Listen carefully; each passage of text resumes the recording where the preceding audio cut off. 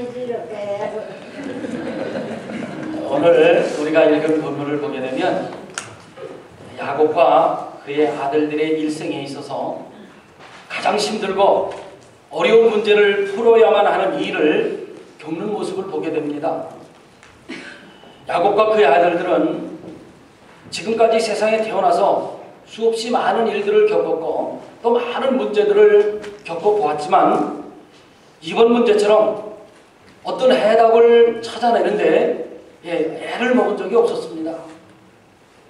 사람은 세상을 살다 보면 그 누구를 막론하고 여러 가지 일들을 겪게 되고 또 만나게 됩니다. 그런데 웬만한 문제들은요, 자신의 삶의 경험이라든지 혹은 부모님, 스승, 제자 또 혹은 친구들의 이 경험을 통해서 해답을 찾아내게 됩니다.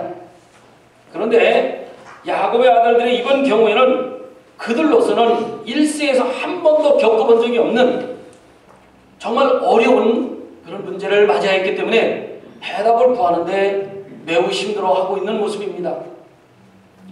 그 어려운 일이라고 하는 것은 수백 년 만에 한 번 그들에게 찾아온 대기근 때문이었습니다.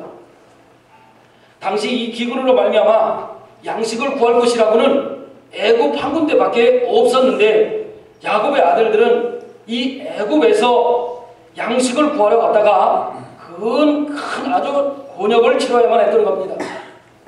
그 당시 애굽의 총리는 그들의 생각에 정말 무서운 사람이었습니다. 그는 야곱의 아들들을 간첩으로 몰아갔고 그 중에 한 사람을 인질로 잡았습니다.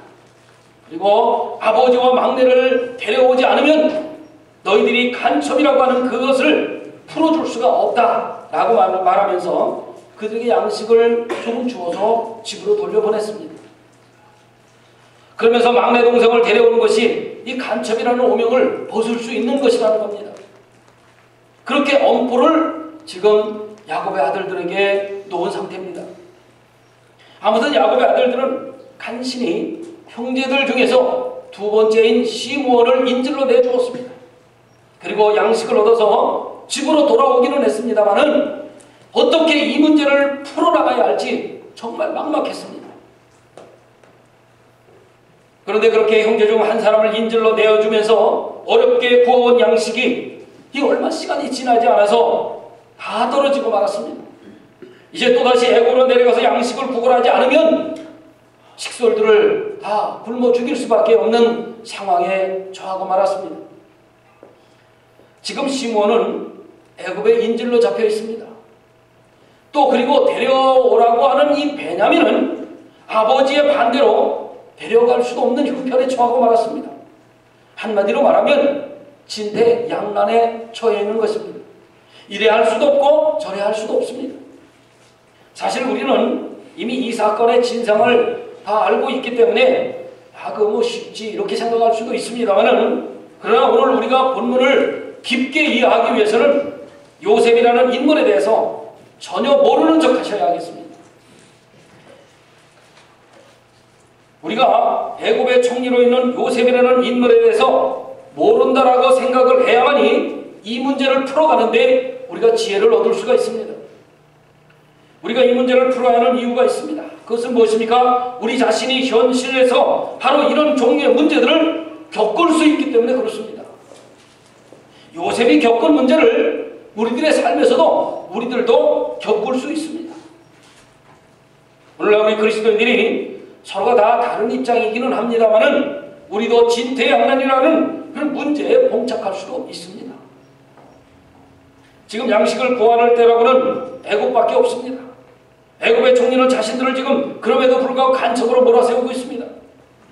정탐꾼으로 몰아세우고 있는 것입니다. 그리고는 한 형제를 인질로 잡고 있고 다른 한 형제마저도 데려올 것을 독촉하고 있는 겁니다. 그런데 아버지는 어떻습니까? 나머지 한 형제를 내어줄 수 없다라고 딱 버팅기고 있습니다. 한쪽에선 데려오라, 한쪽에선 내어줄 수 없다. 이들이 어떻게 하면 이 어려운 문제를 풀어나가고 해답을 찾을 수 있겠습니까? 그것이 그들로서는 정말 풀을 수 없는 고민거리였습니다.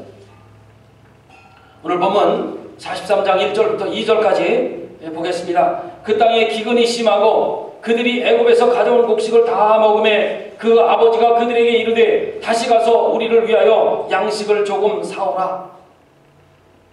양식을 구한 다음에는 또다시 양식을 구하러 가는 그 시간까지는 그럼에도 조그만 시간은 있었습니다. 한숨을 돌릴 시간이 있었습니다. 시간적 여유가 있었기 때문에 양식이 다 떨어질 때까지는 시므온에 대한 생각도 잊어버릴 수 있었고 막내 베냐민을 데려가는 문제까지라도 그래서 잠시 잊고 살 수가 있었습니다. 그러나 가지고 온 양식이 양식을 아끼면서 먹어봤지만 야속하게도 금방 바닥이 드러나고 말았습니다. 가끔 우리가 살다 보면 어려운 문제는 시간이 지나면 저절로 해결되는 경우가 꽤 있습니다. 그러나 우리에게 있는 구조적인 문제는 그냥 시간이 지난다고 해결되는 문제들이 아닙니다. 예를 들어보면 내 몸에 큰 병이 생겼는데 시간이 흘러가면 저절로 낫겠지 라고 생각한다면 안 되는 거지요. 원인을 찾아서 치료를 꼭 해야만 합니다. 오히려 그냥 내버려뒀다가는 더욱더 병이 악화될 뿐 아니겠습니까? 야곱은 지금까지 어려운 문제가 자기에게 닥칠 때마다 꾹 참고 지내는 형이었습니다. 밧다라람 외삼촌 집에서 자기가 사랑하는 여인 라헬을 얻기까지 무려 14년이라고 하는 세월을 꾹 참았습니다. 그가 그렇게 참을 수 있었던 것은 모든 일에는 하나님의 때가 있다. 그 때가 오기 전까지는 내가 아무리 몸부림을 친다 할지라도 아무 소용이 없다 라는 인식이 그의 머릿속에 꽉 박혀 있었기 때문에 하나님의 때에 하나님의 방법으로 이루어주시기까지 그가 참고 기다렸던 겁니다. 그러나 그것은 어디까지나 야곱의 신앙이 어렸을 때 얘기입니다. 지금 야곱이 당한 이 문제는 그때처럼 무작정 그냥 기다리고 참아서 된 문제가 아니라는 이야기입니다. 무엇인가 판단하고 결정해야 할 구조적인 문제가 지금 그들에게 딱 버팅기고 있는 것입니다. 우리 그리스도인들이 이 문제를 좀 더 깊이 생각해 보아야 할 필요가 있습니다. 우리 그리스도인들은 자기가 해결할 수 없는 일을 적극적으로 해결하려고 나서서도 안 되겠습니다만은 그러나 자기가 판단하고 책임져야 할 부분에 있어서는 적극적으로 나가서 해결하도록 해야만 합니다. 자기가 판단하고 책임져야 할 부분이 저절로 해결되기까지 마냥 기다려서는 안 된다는 겁니다. 신앙이 어느 정도 성장하게 되면 결정을 내려야 할 때는 책임을 지고 결단해야만 하는 것입니다. 그런데 문제는 신앙이 어느 정도 위치에 있음에도 불구하고 자기 눈앞에 닥친 문제를 외면하면서 누군가 다른 사람이 그 문제를 책임져 주겠지 라고 하는 비양심적인 그러한 책임 회피형 그런 사람들이 있다는 겁니다. 그렇다면 이 어떤 어려움이 나에게 혹은 교회에 생겼을 때 이것이 참고 기다려야 할 문제인지 아니면 스스로 판단해서 결정을 내려야 할 문제인지를 우리가 어떻게 분별할 수 있느냐 그런 문제입니다. 이것이 내가 결정을 해서 나가야 할 것인지 아니면 다른 사람이 결정해서 나가야 할 것인지 어떻게 분별할 수 있느냐. 공동체의 문제인데 참 어려운 문제다. 저도 이해할 수 있습니다. 그러나 그 문제는 매우 간단합니다. 어렵다고 생각하니까 어려운 것입니다. 그것을 분별하는 방법은 어떤 것입니까? 이 문제가 내 책임 아래 있는 것이냐 아니냐 이것을 생각해보면 쉽습니다. 다시 말씀드려서 지금 내가 결정할 수 있는 사안이라면 그것은 반드시 내가 책임을 지고 결단해야 할 일입니다. 그러나 내가 결정할 수 있는 여지가 전혀 없는 사안이라면 그것은 인내하면서 끝까지 하나님의 때를 참고 기다려야 하는 것입니다. 예를 들면 내 집을 팔고 사는 일, 그 문제는 다른 사람이 해줘야 될 문제가 아닙니다. 아무리 가까운 아들이라 할지라도 그 문제는 남편이나 아내가 결정해야 할 문제입니다. 아들이나 또 아는 사람들은 그 문제를 직접적으로 해결할 것이 아니라 그 문제가 잘 될 수 있도록 기도하면서 부모님들이나 혹은 그 주인이 결정할 때까지 기다리는 것입니다. 그러나 아들이 학교에 갈 때 무엇을 가져가야 할지는 부모님이 참고 인내해 주셔야 할 일입니다. 그것은 당사자인 아들이 확인하고 결정해야 할 문제이기 때문에 그렇습니다. 오늘날 사람들은 자신이 할 수 있는 일을 자기는 하지도 않으면서 다른 사람에게 미루기만 합니다. 오히려 자기가 할 수 없는 일에 대해서 이러쿵저러쿵 떠들어대거나 열을 올리면서 비난할 때가 참으로 많이 있습니다. 그런 일이 발생하는 원인이 무엇입니까? 아직 그 사람의 영적으로 어리기 때문에 그런 것입니다. 영적으로 성숙하지 못하기 때문에 그런 일이 벌어지는 것이죠. 지금 야곱은 자신이 스스로 책임져야 할 위기 상황에서 계속해서 시간만 낭비하고 있습니다. 야곱의 아들들이 말합니다. 지금 이 문제를 빨리 해결했으면 2번이나 애굽에 갔다 오고도 남았을 것입니다. 아들들이 결단을 내려야 할 문제가 아니죠. 아들들은 기도하면서 아버지의 결단에 인내하면서 참고 기도해야 할 것입니다. 지금 하나님께서는 야곱에게 이런 문제를 던져주심으로써 그의 신앙을 한 단계 좀 더 수준으로 높이 끌어올리려고 하시는 하나님의 계획하심입니다. 그런데 오늘 본문을 보는 가운데 특이한 것이 하나 있는데 야곱의 아들들 중에 유다입니다. 야곱의 아들 네 번째 아들이 유다인데 유다가 특이하게 나타납니다. 유다는 그동안 매우 소극적인 자세로 일관해 오고 있었습니다. 그런데 그런 유다가 지금 나서서 아버지를 설득하고 있습니다. 그는 애굽에 다녀오는 문제에 대해서 형제들의 대변인 역할을 하고 있습니다. 그리고 아버지 야곱이 막내 베냐민을 보내주기만 한다면 베냐민을 안전하게 자기가 책임지겠노라, 그렇게 아버지 야곱을 설득하고 있습니다. 지금까지 여러 형제들은 아버지의 눈치를 살피면서 그 누구도 입을 떼지 못했습니다. 그런데 유다가 나선 겁니다. 이것은 이스라엘의 역사에서 굉장한 중요한 의미를 갖게 됩니다. 유다는 요셉을 형제들이 바라버릴 때 함께 있었습니다. 한때는 신앙적으로 타락해서 이 형제들을 떠나서 이방 여인과 결혼해서 자식을 낳은 적도 있습니다. 또 그뿐입니까? 일이 잘못 꼬여가지고 며느리 다말과 관계해서 아들을 낳은 적도 있습니다. 그런 그가 아무도 책임지지 않으려고 눈치만 슬슬 보고 있는 이때에, 즉 야곱의 집안에 가장 어려운 문제가 발생했을 때, 진퇴양난의 문제에 동봉착했을 때 가장 전면에 나서서 아버지 야곱을 지금 설득하고 있는 겁니다. 결국 이 일로 인해서 야곱의 아들들은 막내 베냐민을 데리고 애굽으로 내려가게 됐고요. 그리고 2차 양식을 구하러 갔다가 오는 길에 성공을 하게 됩니다. 이 일로 인해서 유다는 이스라엘의 장자로 주목을 받게 됩니다. 야곱의 넷째 아들이면서 창세기 49장 10절 이하에 보면 야곱의 자식들이 아버지 야곱으로부터 축복을 받을 때 이런 축복을 받습니다. 치리자의 지팡이가 유다를 떠나지 않을 것이다. 어마어마한 이 예언을 통해서 이스라엘 왕이신 예수님이 유다의 혈통을 타고 오시게 됩니다. 물론 하나님의 놀라운 계획 안에서 유다가 이미 들어있었을 것입니다. 그러나 하나님의 계획이라고 해서 항상 기계적으로 고정되어 있다고 생각하면 안 됩니다. 하나님의 계획은 언제든지 유동적일 수 있습니다. 그것을 우리는 구약에서 찾아볼 수 있습니다.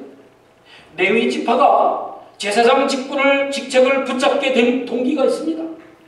그것은 무엇이냐면 모세가 시내산에 올라가서 십계명을 받아들고 내려올 때에 거의 모든 이스라엘 백성들은 금송아지를 만들어 놓고 그 앞에서 춤추며 술 취해 있었습니다. 그때 유일하게 맨정신으로 정신 차리고 있던 지파가 레위 지파였습니다.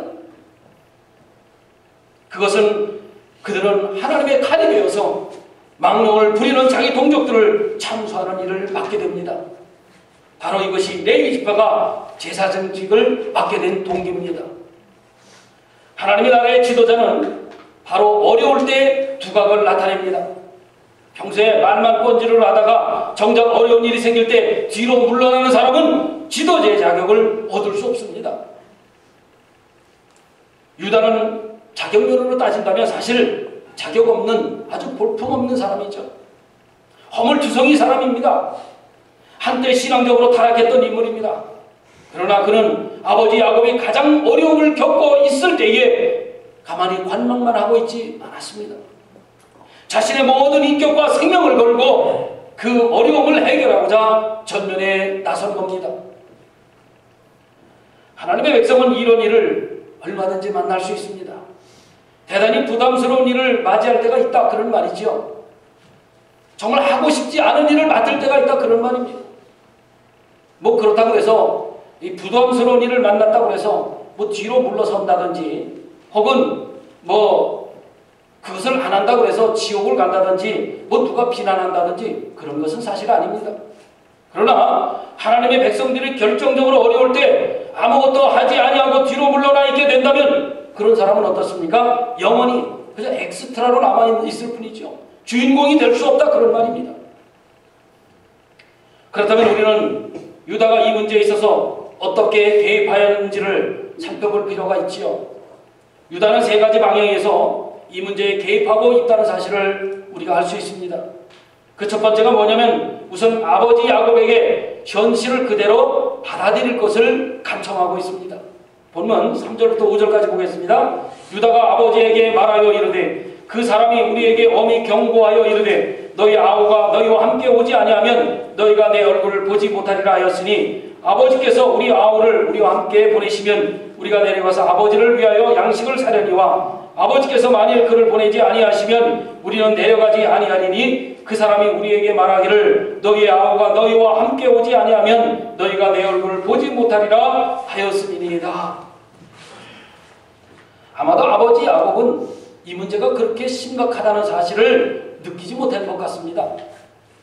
그래서 유다는 아버지에게 이 식량 문제를 해결하기 위해서는 반드시 막내 베냐민을 데려가야 할 것이라는 점을 다시 한번 아버지 야곱에게 분명하게 확인시켜주고 있는 것입니다. 설사 아버지의 마음이 상한 한이 있더라도 아버지가 현실을 현실로 받아들이도록 만들려고 하는 생각을 유다가 가지고 있었습니다. 그래서 양식과 베냐민은 뗄래야 뗄 수 없는 하나의 문제점이라는 것, 그렇기 때문에 베냐민을 데려가지 않으면 양식을 구할 수 없다는 사실을 지금 설명하고 있습니다. 즉 아버지 야곱은 베냐민을 굳이 데려가지 않아도 양식을 구할 수 있지 않겠느냐라는 주장이고, 이 문제는 그런 식으로 해결할 수 없는, 분명히 해야 할 것을 해결해야 합니다라는 것이 바로 유다의 입장입니다. 대부분의 그리스도인들은 어려운 문제에 부딪힐 때 이런 식으로 생각할 때가 많이 있습니다. 그러나 이런 일은 골물대로 골마있는 부분을 도려내지 않고 그저 골마있는 부분에 그저 연고를 조금 바르는 것에 불과합니다. 잘못된 일이 있으면 반드시 그 부분을 도려내야 되고 청산을 해야 합니다. 그리고 그런 일이 재발하지 않도록 안전장치를 꼭 마련을 해놓아야 합니다. 야곱의 아들들은 막내 베냐민의 이야기를 꺼내는 것은 마치 아버지를 죽이는 일과 같다라고 생각을 했습니다. 그렇기 때문에 감히 그 누구도 입을 열지 못했습니다. 그러나 유다는 서슴지 아니하고 베냐민의 이야기를 꺼내 들었습니다. 유다가 그렇게 한 이유는 무엇입니까? 베냐민을 데려가지 아니하고서는 애굽에 내려가는 것 시간 낭비라는 사실을 그 자신이 잘 알고 있었기 때문입니다. 그렇게 되면 가장 어려운 문제를 해결하지 못한다는 것도 유다가 너무나도 잘 알고 있었습니다. 믿음이라는 것은 현실을 외면한 채 무조건 모든 것을 하나님께 내어 맡기는 것이 아닙니다. 믿음의 조상들은 무조건 기도만 하지 않았습니다. 자기가 처한 상황을 정확하게 어떤 상황이냐라는 것을 파악을 했고 문제의 핵심이 무엇인지 객관적으로 아주 냉철하게 판단했던 겁니다. 그리고 나서 나머지 부분을 하나님 앞에 내어 맡기고 무릎을 꿇었던 겁니다. 유다는 아버지 야곱이 현실을 현실로 받아들이도록 설득하고 있습니다. 아버지, 이것은 그냥 적당히 넘어갈 문제가 아닙니다. 베냐민을 데려가지 않고서는 해결이 될 수가 없습니다. 힘드시더라도 베냐민을 데려갈 수 있도록 허락해 주십시오. 지금 이것이 우리들의 현실입니다. 이렇게 아버지 야곱을 설득한 겁니다. 그리고 두 번째로 유다는 야곱의 감정적인 분노에 잘 대처하고 있다는 사실을 보게 됩니다. 오늘 본문 6절 보겠습니다. 이스라엘이 이르되 너희가 어찌하여 너희에게 또 다른 아우가 있다고 그 사람에게 말하여 나를 괴롭게 하였느냐. 드디어 자식들에 대한 분노가 야곱으로부터 터져 나왔습니다. 지금 야곱의 이 말은 원망과 불평의 말입니다. 왜 막내는 있다고 해서 이를 이 지경으로 만들어버렸느냐. 너희가 말을 알지 않았으면 그 사람이 도대체 막내가 있다는 걸 어떻게 알았겠느냐. 그런 역정이죠. 그러나 우리가 기억해야 할 것은 이런 넋두리라고 하는 것은 위기의 순간에 새로운 분쟁을 일으킬 가능성이 크다는 것을 기억해야 합니다. 왜 그렇습니까? 나만 한성질하는 것이 아니라 다른 사람도 한성질하기 때문에 그렇습니다. 그래 너만 성질 있어? 나도 있어. 이렇게 화를 낼 가능성이 있기 때문에 그런 겁니다. 그러나 유다는 차분하게 아버지 야곱을 계속 설득해 나갑니다. 7절 보겠습니다. 그들이 이르되 그 사람이 우리와 우리의 친족에 대하여 자세히 질문하여 이르기를 너희 아버지가 아직 살아계시느냐 너희에게 아우가 있느냐 하기로 그 묻는 말에 따라 그에게 대답한 것이니 그가 너희의 아우를 데리고 내려오라 할 줄을 우리가 어찌 알았으리이까. 유다는 베냐민만 아들입니까? 우리는 아들 아닙니까?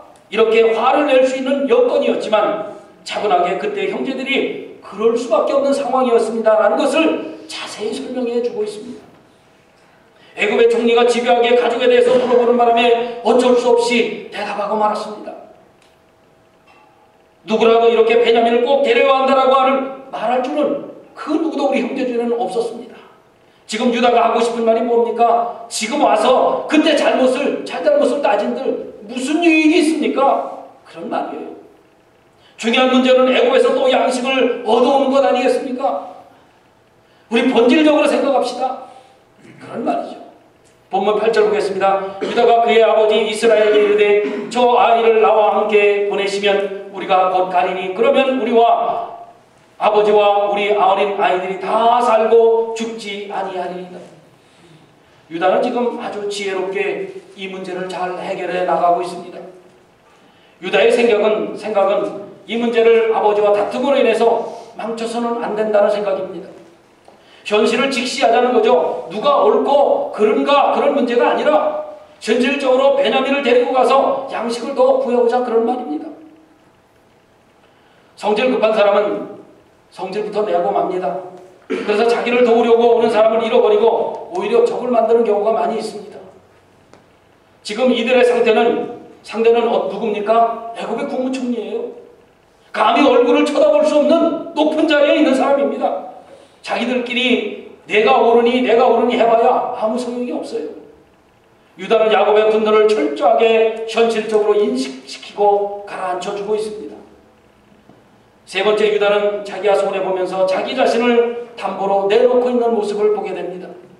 9절부터 10절까지 보겠습니다. 내가 그를 위하여 담보가 되오리니 아버지께서 내 손에서 그를 찾으소서. 내가 만일 그를 아버지께 데려다가 아버지 앞에 두지 아니하면 내가 영원히 죄를 지리이다. 우리가 지체하지 아니하였더라면 벌써 2번 갔다 왔으리이다.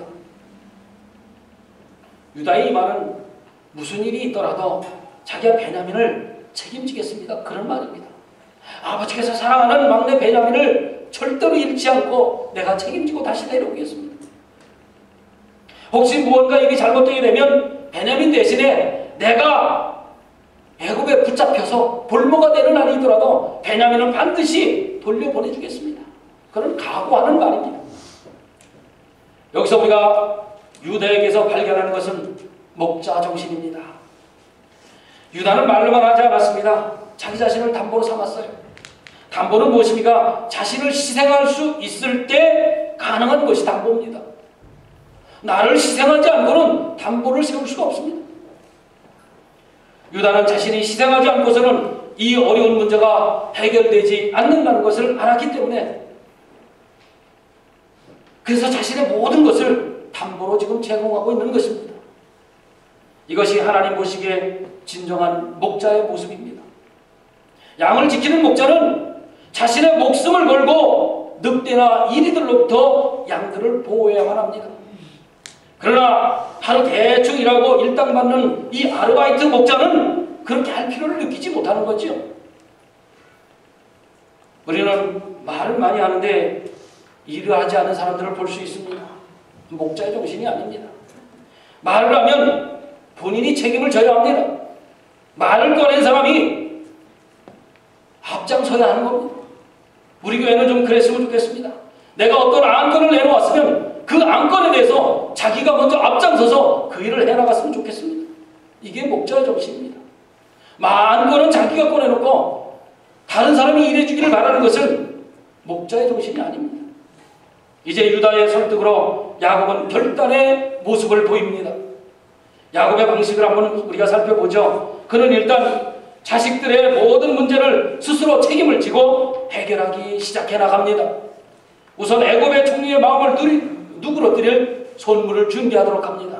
11절 봅니다. 그들의 아버지 이스라엘이 그들에게 이르되 그러할진대 그렇게 하라. 너희는 이 땅의 아름다운 소산을 그릇에 담아가지고 내려가서 그 사람에게 예물로 드릴지니 곧 유향 조금과 꿀 조금과 향품과 모략과 유향나무 열매와 감복숭아이니라. 여기서 우리는 야곱의 지혜를 찾을 수 있습니다. 야곱은 형 에서를 만날 때 이 방법을 사용한 적이 있습니다. 선물을 잔뜩 준비해서 형의 마음을 누그러뜨리기 위해서 이러한 방법을 사용을 했습니다. 대인관계에서 우리 믿는 사람들을 힘들게 하는 부분이 무엇입니까? 내 자존심입니다. 그러나 쓸데없는 자존심은 이 세상에 적응하는데 어려움을 줄 뿐이죠. 내 자존심만을 내세워서 상대방과의 화해를 원하지 않는다면 자기만 손해입니다. 야곱은 자기가 마치 애굽의 총리를 만난 것처럼 생각하면서 자기 수준에서 막을 수 있는 것을 최대한으로 막으려고 애를 쓰고 있습니다. 그리고 나서 마지막으로 모든 것을 하나님 손에 맡깁니다. 오늘 13절, 14절 보겠습니다. 내 아우도 데리고 떠나 다시 그 사람에게로 가라. 전능하신 하나님께서 그 사람 앞에서 너희에게 은혜를 베푸사 그 사람으로 너희의 다른 형제와 베냐민을 돌려보내게 하시기를 원하노라. 내가 자신을 잃게 되면 이르리라.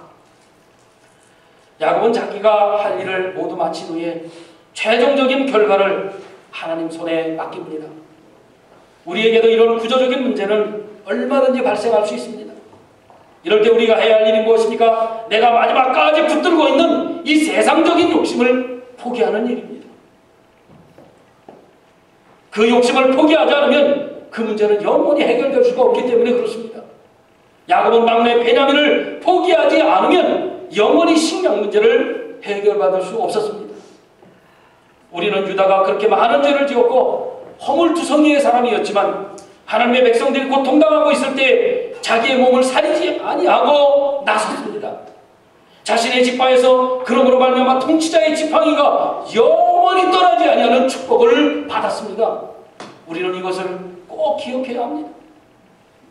현실을 인정하지 않는 신앙은 인간적인 배짱에 불과하지요. 그리스도인은 현실을 냉정하게 바라보고 그리고 객관적으로 자기 위치를 확인할 줄 알아야 합니다. 내가 지금 하고 있는 이 일이 객관적으로 말이 되는지, 그 문제를 가지고 기도를 해야 할 것인지 아니면 수술을 해야 할 것인지 반드시 냉정하게 생각하고 결정해야만 합니다. 그리고 그 무엇보다 우리 그리스도인들에게 중요한 것은 아직도 붙들고 있는 인간적인 그 마지막 영역을 포기하는 겁니다. 야곱이 마지막까지 포기하지 못하고 붙들고 있었던 베냐민을 포기하고 놓았을 때 놀라운 구원의 역사가 일어났습니다.